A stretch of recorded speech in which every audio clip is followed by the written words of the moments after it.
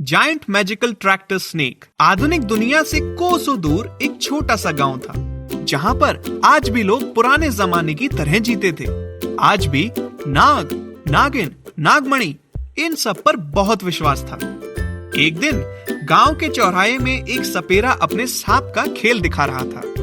ओ मेरी रानी, जरा नाच के दिखा, जरा गोल गोल घूम के दिखा इन सबको, अपना जरा ठुमका तो दिखा। अरे ओ सपेरे, ये क्या बंदरिया है जिसे नाच दिखाने के लिए बोल रहे हो? सांप है तो सांप का खेल दिखाओ। क्या करूं मालिक, आप ही लोग तो बोलते थे कुछ नया दिखाओ, इसी कारण कुछ नया दिखा रहा हूँ। सही तो बोलता हूँ, कब से इन 4 सांपों को लेकर घूम रहा है? कुछ नया लेकर आ। हमने तो सुना है तेरे परदादा के पास तो नागमणि वाला नाग था।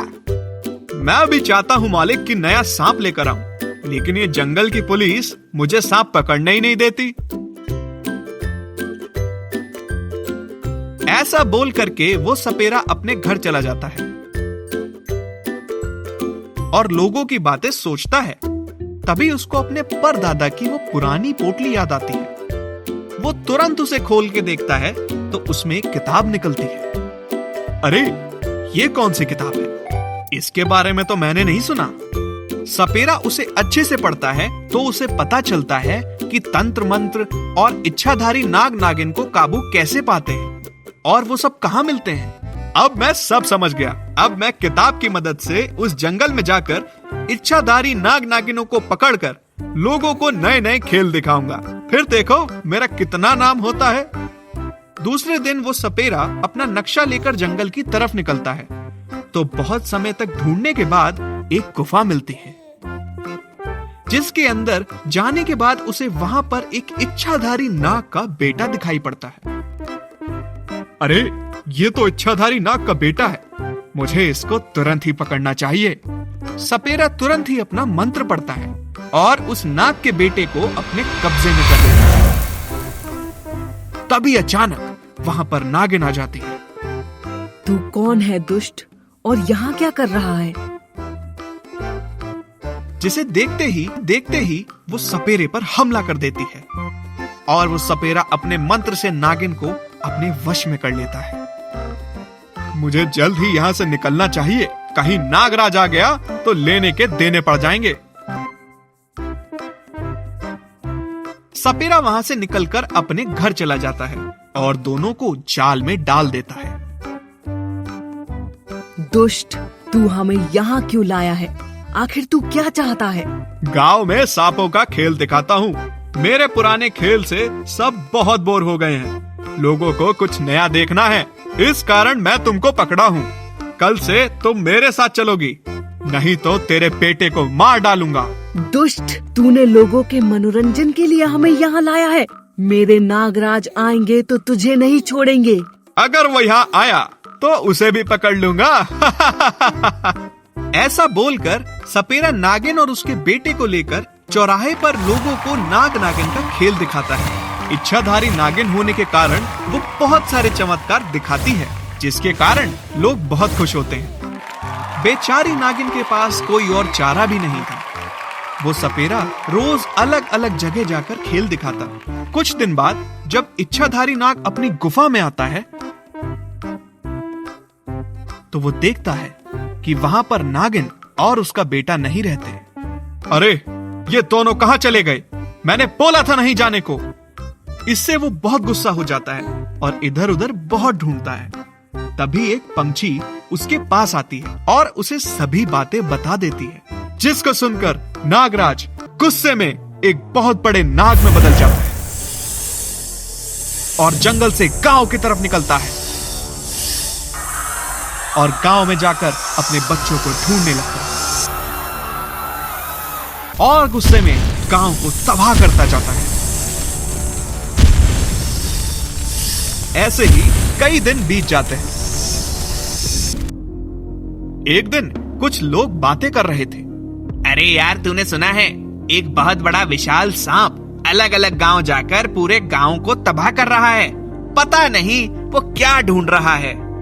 उसकी बातों को सुनकर वो सपेरा बहुत घबरा जाता है और तुरंत अपने घर जाकर अपना बोरिया बिस्तर समेटने लगता है। तभी उसी दिन वो नागराज उस गांव में आ जाता है और अपने परिवार को ढूंढने लगता है, लेकिन वो कहीं नहीं मिलता। आखिर मेरा परिवार कहाँ गया? कहीं नहीं मिल रहा। सभी गांव की तरह मुझे इस गांव को भी तबाह करना पड़ेगा।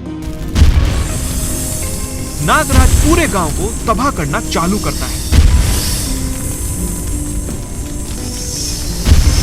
और इधर से सपेरा दोनों सांपों को लेकर भागने लगता है। तभी नागराज उसे देख लेता है और उसका पीछा करता है और वो सपेरा नाग को पीछे आते देख पास में रखे एक ट्रैक्टर पर जादुई मंत्र फूंक देता है और वो ट्रैक्टर देखते ही देखते बहुत विशाल बन जाता है और सपेरा उसमें बैठ जाता है।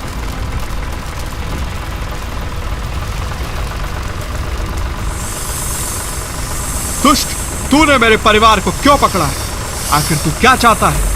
इसे क्या, अब तो मैं तुझे भी पकड़ूंगा। आजा, आज तुझे भी मजा चखाता हूँ।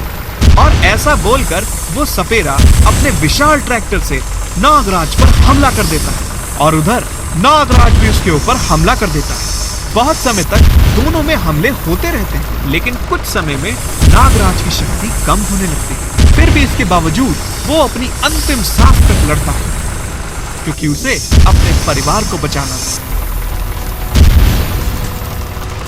लेकिन कुछ समय में नागराज पूरी तरह घायल हो जाता है और वहीं गिर जाता है और अपने असली रूप में आ जाता है, जिसे देखकर वहां गांव वाले इकट्ठा हो जाते हैं और वो सपेरा भी वहीं आ जाता है। दुष्ट, तुझे जो चाहिए मैं सब कुछ दूंगा, बस मेरे परिवार को छोड़ दे।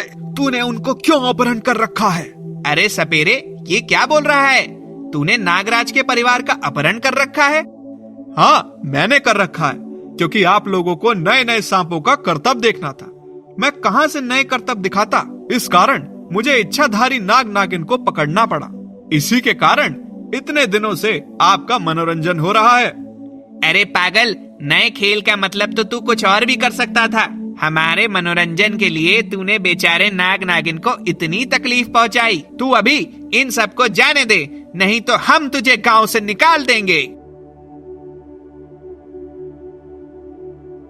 सबकी बातों को सुनकर सपेरा सभी को आजाद कर देता है और सभी गांव वाले नाग नागिन से माफी मांगते हैं। फिर वो दोनों अपने बेटे को लेकर वहां से चले जाते हैं, लेकिन इधर उस सपेरे के मन में कुछ और ही चल रहा था। अभी तो गांव वालों के कारण मैं तुम्हें जाने देता हूँ, लेकिन तेरे लिए मेरे पास और भी बहुत कुछ है। मैं तुझे बाद में देखूंगा। ऐसा बोल सभी वहां से चले जाते हैं।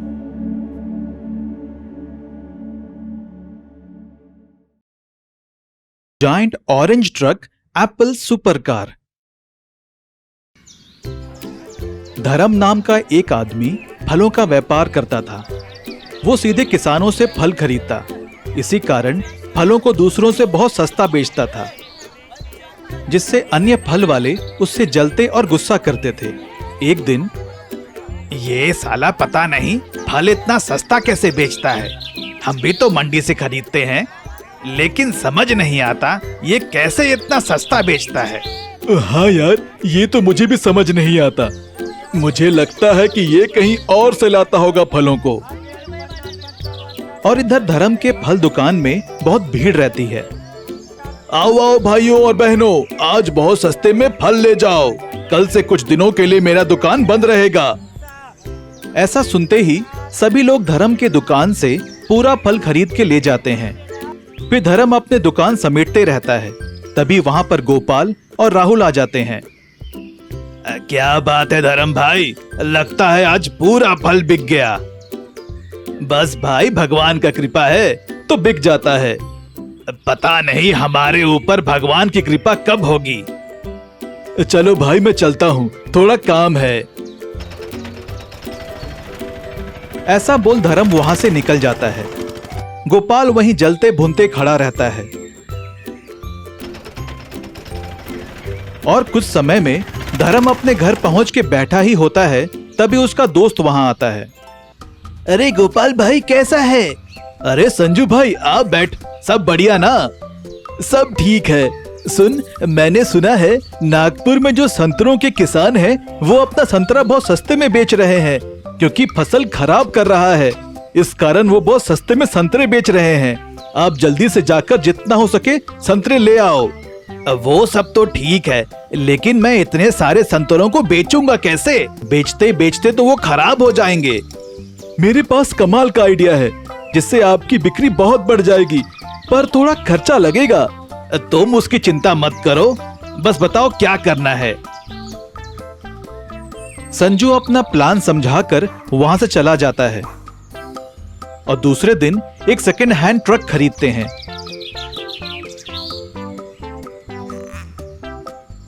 और उसको ऑरेंज ट्रक की तरह मॉडिफाई करवाते हैं, जिसे देख धर्म कहता है, वाह संजू भाई, कमाल का आइडिया लगाया है। इससे सभी लोग बहुत आकर्षित होंगे और मेरा बिक्री बहुत बढ़ जाएगा। दूसरे दिन संजू और धर्म नागपुर निकलते हैं और वहां से बहुत सारे संतरे खरीद के लेके आते हैं और फिर बाजार में जाकर बेचते हैं। लोग जैसे ही उस अनोखे ट्रक में संतरे देखते हैं, लोग खींचे चले जाते हैं और देखते ही देखते कुछ ही देर में सभी संतरे बिक जाते हैं। ये सब गोपाल दूर खड़े देखते रहता है। एक तो साला धंधा मंदा है, ऊपर से ये नया ऑरेंज ट्रक लेके आ गया, ऊपर से इतना सस्ता संतरे बेच रहा है। लगता है हमारा भट्टा ही बैठ जाएगा। कुछ देर बाद धर्म अपने सभी ऑरेंज बेच के वहां से निकल जाता है। गोपाल भाई, क्यों ना हम भी कुछ ऐसा ही करें कि हमारा भी धंधा मस्त चले। मैं भी यही सोच रहा हूँ। फिर दूसरे दिन गोपाल और राहुल दोनों एक कार शॉप जाते हैं और सेकेंड हैंड सुपर कार लेके उसको एप्पल सुपर कार में मॉडिफाई करवाते हैं। वाह गोपाल भाई, मजा आ गया। अब देखो हमारा भी फलों का व्यापार कैसे चलता है। दूसरे दिन गोपाल और राहुल अपने एप्पल कार में सभी फ्रूट लेके उसी जगह जाते हैं जहां पर धर्म भी अपना फल बेच रहा था।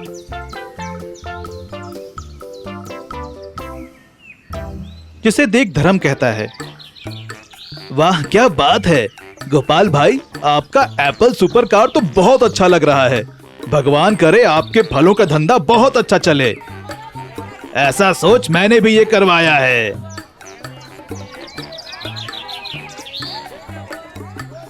फिर दोनों अपने अपने गाड़ियों में रोज फल बेचते, लेकिन फिर भी धर्म का ही फल बहुत जल्दी बिक जाता और गोपाल का हाल वैसा ही था। ये साला इतना खर्चा करके ये सब किया, उसके बाद भी हमारा धंधा कुछ नहीं हो रहा है। अब मुझे ही कुछ करना पड़ेगा। ऐसा सोच गोपाल मन ही मन बहुत गुस्सा होता है। कुछ देर बाद जब धर्म फल बेच के घर जा रहा होता है, तभी गोपाल उसका पीछा करता है और बहुत तेजी से धर्म के ऑरेंज ट्रक को ठोकता है। अब मजा आएगा बेटा, अब ना बांस रहेगा ना बांसुरी। तेरा और तेरे ट्रक को यहीं गिरा के सत्यानाश करूंगा। अरे ये कौन है जो मेरे ट्रक को ठोक रहा है? कौन हो भाई? ऐसा क्यों कर रहे हो? मैंने क्या बिगाड़ा है तुम्हारा? गोपाल अपने एप्पल सुपर कार से धर्म के ऑरेंज ट्रक को बार बार ठोक रहा था ताकि वो पलटकर गिर जाए। अरे ये कौन पागल है? किसका शामत आया है? धर्म जब ट्रक से पलट के देखता है तो गोपाल का एप्पल कार दिखता है। अच्छा, तो ये गोपाल का गाड़ी है। जरूर ये जलन के कारण ऐसा कर रहा है। अभी इसको मजा चखाता हूँ। फिर धर्म अपने ट्रक को बहुत तेजी से आगे बढ़ाता है और मुड़ के वापस आता है और गोपाल के एप्पल सुपर कार को ऐसा ठोकता है कि वो लुढ़कते लुढ़कते वहीं पास के खाई में जा गिरता है और फिर उस कार में आग लग जाती है और गोपाल उसी कार में फंसा रहता है और जोरों से चिल्लाता है, अरे कोई है, बचाओ, मैं इस कार में फंस गया हूँ। जल्दी कोई बचाओ, नहीं तो मैं मारा जाऊंगा। गोपाल की आवाज सुनते ही धर्म अपना ट्रक छोड़कर वापस आके देखता है तो वहां गोपाल फंसा हुआ होता है। धर्म बिना कोई देरी किए उसे बचाता है और उनके निकलते ही कार में बहुत जोरों का ब्लास्ट होता है। अरे बाप रे, बाल बाल बचे। धर्म भाई मुझे माफ कर दो, मैं आपका बुरा करने चला था। मेरा ही बुरा हो गया। उसके बाद भी आप मेरी जान बचाए। मैं आपका एहसानमंद रहूंगा। ठीक है, कोई बात नहीं, लेकिन आगे से ये बात का ध्यान जरूर रखना और ईमानदारी से काम करना। बहुत सुकून मिलता है। ठीक है। फिर दोनों वहां से चले जाते हैं। तो दोस्तों, अगर हम किसी का बुरा चाहते हैं तो हो सकता है कि हमारे साथ उससे भी बुरा हो जाए। इसी कारण हमें बहुत ईमानदारी और मेहनत से काम करना चाहिए और एक दिन आपके मेहनत का फल आपको जरूर मिलेगा। जायंट होल गोट रेस्क्यू। दुर्गापुर नाम के एक गांव में 14 साल का लड़का सुरेश रहता था। बचपन में उसके पिताजी के गुजर जाने के बाद उसकी मां ने ही उसे पाल पोसकर बड़ा किया था। सुरेश ने जीवन बहुत ही गरीब परिस्थितियों में जिया है। उसकी मां दूसरों के घर बर्तन पोछा करके उसको पाल रही थी। सुरेश भी बहुत मेहनती था। सुरेश बहुत पढ़ाई करता और हमेशा फर्स्ट आता। इस बात से उसे स्कूल में एक अमीर बाप का बिगड़ा बेटा उससे बहुत चिढ़ता था। एक दिन अपने पापा से, डैड, मेरी क्लास के उस भिखारी सुरेश को जानते हो? मुझे उससे इतना नफरत है जितना आप गरीबों से करते हो। मन करता है उसको पटक पटक कर मारूं। क्यों बे नालायक, उसने तेरा क्या बिगाड़ा है? वो तो हर साल फर्स्ट आता है ना। इसी बात से गुस्सा आता है। उस सुअर के पास कुछ भी नहीं है। दूसरों से पुस्तक कॉपी मांग के पढ़ाई करता है, फिर भी फर्स्ट आ जाता है। मेरे पास सब कुछ होने के बावजूद भी मैं सिर्फ पास होता हूँ। अबे गधे के बच्चे, उल्लू के दुम, सुअर की औलाद, वो मांग कर ही सही अच्छे से पढ़ाई करता है और तू दिन भर मोबाइल में टीवी में घुसकर गेम खेलते रहता है, तो फर्स्ट कहाँ से आएगा बे सुअर? सेठ राम सिंह की बात सुनकर जोजो की माँ जोर जोर से हंसती है। तुम जोजो को तो गाली दे ही रहे हो और साथ ही साथ अपने आप को भी। क्या मतलब है तुम्हारा? अरे यही कि आप उसे सुअर का, गधे का बच्चा बोल रहे हो, तो आप क्या हुए? ऐसा सुनते ही जोजो बहुत जोर जोर से हंसने लगता है। बिल्कुल सही कहा माँ। चुप करो तुम लोग। पापा, आप उस सुरेश का कुछ करो, नहीं तो सोच लो मैं इस घर को छोड़ के चला जाऊंगा। अबे लेकिन मैं क्या कर सकता हूँ? मैं उसे फर्स्ट आने से कैसे रोकूं? मैं नहीं जानता, वो आपका टेंशन है, लेकिन वो आज के बाद स्कूल में दिखाई नहीं देना चाहिए। ऐसा बोलकर जोजो वहां से चला जाता है और राम सिंह वहीं पे बैठ के सोचते रहता है। तभी वो अपने नौकर को बुलाकर सुरेश और उसकी मम्मी को अपने घर बुलाते हैं। क्या हुआ सेठ जी, आपने हमें बुलाया? सुनो लीला, तुम्हारे पति ने मुझसे बहुत सारा पैसा उधार लिया था और तो और उसने अपना घर भी मेरे पास गिरवी रखा था।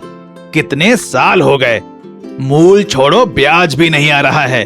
तुम लोग जल्दी से जल्दी पैसा वापस करो, नहीं तो तुम्हारे घर में कब्जा कर दूंगा। पर मालिक, इसके पिताजी ने तो हमें इस बारे में कभी कुछ नहीं बताया। अच्छा, तो क्या मैं झूठ बोल रहा हूँ? ये देखो कागजात, तुम्हारे पति ने इसमें हस्ताक्षर किए हैं। लेकिन सेठ जी, हम इतना पैसा कैसे कटा पाएंगे? अरे मेरे काम करने से ही तो मेरे घर का खर्चा चलता है। तो इसमें मैं क्या करूं? तेरा बेटा इतना बड़ा सांड हो गया है, उसे भी काम में लगाओ ताकि तुम्हारा कर्ज छूटे। अरे मालिक, ये आप कैसी बातें कर रहे हैं? अरे ये तो अभी बच्चे हैं, ये भला क्या काम कर लेंगे? इसे कल तुम मेरे यहाँ काम करने भेज दो। मैं इसे 2000 महीना दूंगा। मेरे यहाँ के बकरियों को चराएगा। इससे तुम्हारा घर का खर्चा भी चलेगा और धीरे धीरे तुम्हारा कर्ज भी छूटने लगेगा। नहीं तो मैं तुम्हारे घर में कब्जा कर लूंगा। सेठ जी ठीक कह रहे हैं। माँ, मैं कल से इनके यहाँ बकरी चराने के लिए आ जाता हूँ। फिर सुरेश और उसकी माँ वहां से चले जाते हैं और ये सब बातों को जो छिप के सुनते रहता है। अब मजा आएगा सुरेश के बच्चे। दिन भर बकरी चराते रहेगा तो पढ़ेगा कब? अब देखता हूँ फर्स्ट कैसे आता है। दूसरे दिन से ही सुरेश सुबह सुबह आ जाता है और सभी बकरियों को ले जाके जंगल की तरफ चराने के लिए निकल जाता है। घास चरते रहती है।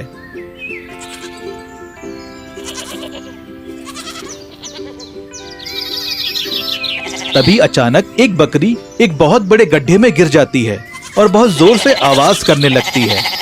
उसे सुनकर दौड़ के उसके पास आता है। भगवान, आज मेरे काम का पहला दिन है और आज ही ये बकरी गड्ढे में गिर गया है। अब मैं क्या करूं? सेठ जी तो मुझे मार डालेंगे। फिर सुरेश अपना दिमाग लगाता है और कहीं से एक रस्सी जुगाड़ करके रस्सी के सहारे बकरी को बचा लेता है। वापस सेठ के यहाँ चला जाता है। दूसरे दिन सुरेश बकरियों को वापस चराने के लिए उस जंगल में जाता है और फिर कुछ समय के बाद फिर उसी गड्ढे में गिर जाता है। सुरेश फिर एक रस्सी के सहारे उस बकरी को बचाता है। ऐसा ही रोज रोज होने लगा। तब सुरेश सोचता है, लगता है इस गड्ढे में कुछ ना कुछ तो है, इसी कारण रोज बकरी इसमें गिर जाता है। नीचे जाके देखता हूँ आखिर बात क्या है। सुरेश एक रस्सी के माध्यम से नीचे जाकर देखता है तो वहां पे एक बहुत बड़ा घड़ा रखा हुआ था। अरे, इतना बड़ा घड़ा, इसे यहाँ पे कौन रखा होगा? ऐसा सोच के सुरेश ढक्कन खोलकर देखता है तो उस घड़े में बहुत सारे जवाहरात, सोने, हीरे भरे हुए होते हैं, जिसे देखकर सुरेश की आंखें चौंधिया जाती हैं। वो उसे उठाने की पूरी कोशिश करता है, लेकिन वो उठने का नाम ही नहीं लेता। वो तुरंत बाहर जाकर अपने सभी बकरियों को वापस ले जाता है।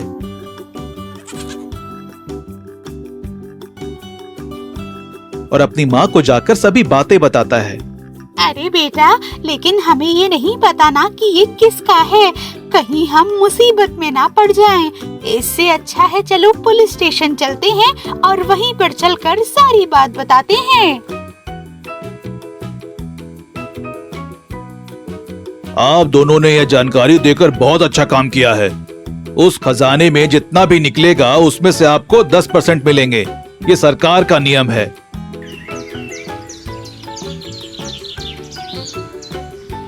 फिर पुलिस और सभी लोग वहां जाके घड़े को बाहर निकालते हैं। अच्छा सुरेश, ये बताओ तुम्हें ये कैसे मालूम चला कि ये घड़ा यहाँ पर है? सुरेश सभी बातें बता देता है, घर के कागजात, सेठ जी, बकरी चराने, ये सब चीजों के बारे में। अच्छा ये बात है, चलो तो उस सेठ के पास हम भी तो देखें उसके पास कैसा कागजात है। फिर सभी लोग सेठ जी के यहाँ जाते हैं और उससे कागजात मांगते हैं और चेक करते हैं तो उनको पता चलता है कि ये तो नकली कागजात हैं। अच्छा, तुमने नकली कागजात दिखा के इन गरीब आदमियों को लूट रहे थे। चलो अब थाने, वहीं देता हूं तुझे बकरी चराने के लिए। फिर पुलिस सेठ जी को ले जाके थाने में बंद कर देते हैं। कुछ दिनों बाद सुरेश और उसकी माँ को उस खजाने का 10% देते हैं, जिससे वो एक बड़ा सा घर बनवाते हैं और सुरेश को एक बहुत अच्छे स्कूल में पढ़ने के लिए भेज देते हैं। लेकिन सेठ बहुत बड़ा आदमी होने के कारण पैसे खिला के छूट जाता है और घर वापस आकर अपने बेटे से कहता है, साले कमीने, तेरे चक्कर में मैं आज जेल तक चला गया। तू यहाँ बैठ के चिकन खा रहा है, आज तुझे खिलाता हूँ चिकन। मार मार के तेरा पिछड़ा लाल नहीं कर दिया तो मेरा नाम भी सेठ राम सिंह नहीं। फिर राम सिंह जोजो को इतना मार मारते हैं कि उसकी हालत कुत्ते जैसी हो जाती है। आज से तुम्हारा खेलना कूदना, मोबाइल, टीवी सब बंद और तू आज के बाद सरकारी स्कूल में जाकर पढ़ेगा। सेठ की बात सुनते ही जोजो वहीं पर बेहोश होकर गिर जाता है।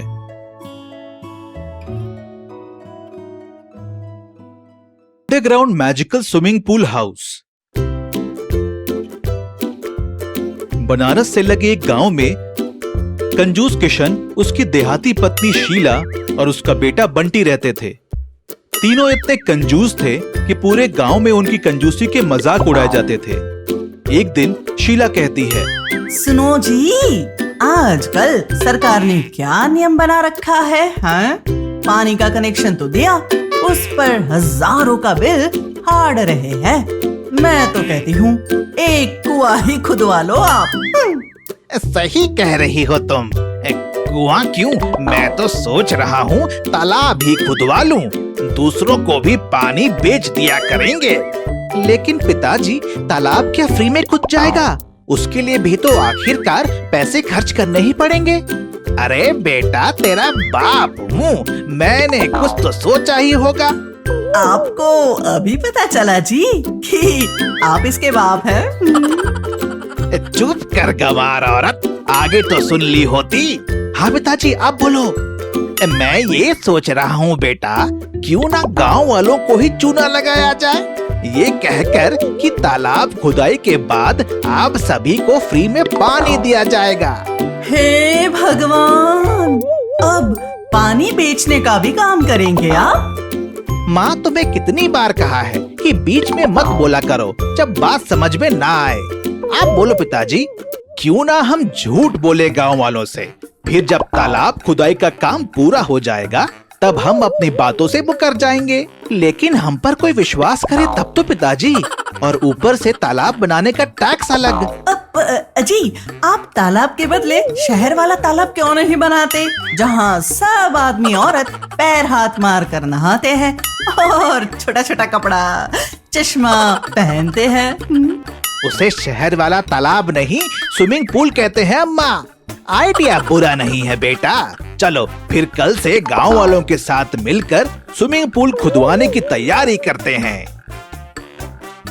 किशन और बंटी गांव वालों से चर्चा करते हैं। स्विमिंग पूल के लालच में गांव वाले मान जाते हैं, लेकिन साथ में गांव वाले सवाल करते हैं। किशन भाई, आप तो इतने कंजूस हैं, सारा संसार जानता है, तो हमें आपके स्विमिंग पूल की खुदाई के बदले क्या देंगे आप?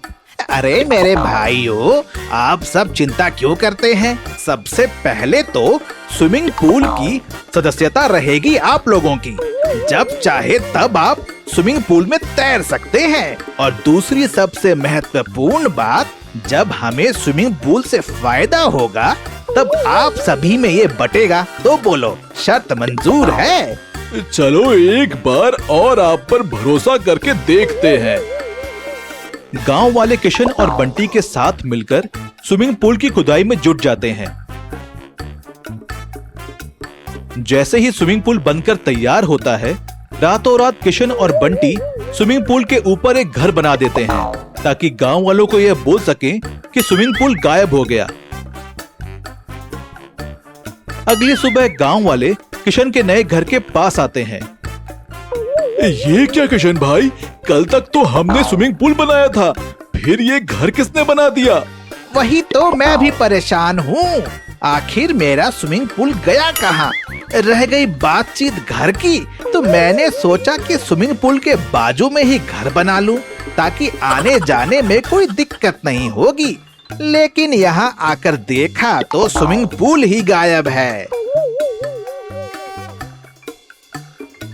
अब तो हम स्विमिंग पूल के ही ऊपर है, तो दिक्कत कैसी? तभी बंटी अपनी माँ को चुप कराते हुए कहता है, तुम भी माँ सदमे से बाहर आओ। स्विमिंग पूल गायब है, बेचारी पागल हो गई है स्विमिंग पूल के चक्कर में। परेशान होकर गांव वाले आपस में बात करते हैं। चलो भाइयों, यहाँ से जब इतना बड़ा स्विमिंग पूल गायब हो सकता है यहाँ से, तो हमें गायब होते वक्त नहीं लगेगा। जरूर यहाँ कोई जादुई शक्ति है। ये कहकर गांव वाले वहाँ से चले जाते हैं। देखा बेटा, मेरा कमाल, सांप भी मर गया और लाठी भी ना टूटी। कहाँ है सांप? कहाँ है सांप? मार डालूंगी मैं उसे। पिताजी, अपने आइटम को ना कहीं पर पार्सल करो, वरना ये हमें कहीं का नहीं छोड़ेगी। किशन और बंटी शहरों में जाकर अपने स्विमिंग पूल हाउस का प्रचार करते हैं और बोलते हैं कि जो भी उस मैजिकल स्विमिंग पूल में स्विमिंग करेगा वो कभी बूढ़ा नहीं होगा। ऐसा सुनकर सभी बहुत खुश होते हैं। दूसरे दिन से शहर के लोग किशन के magical underground swimming pool house का लुत्फ उठाने आने लगते हैं।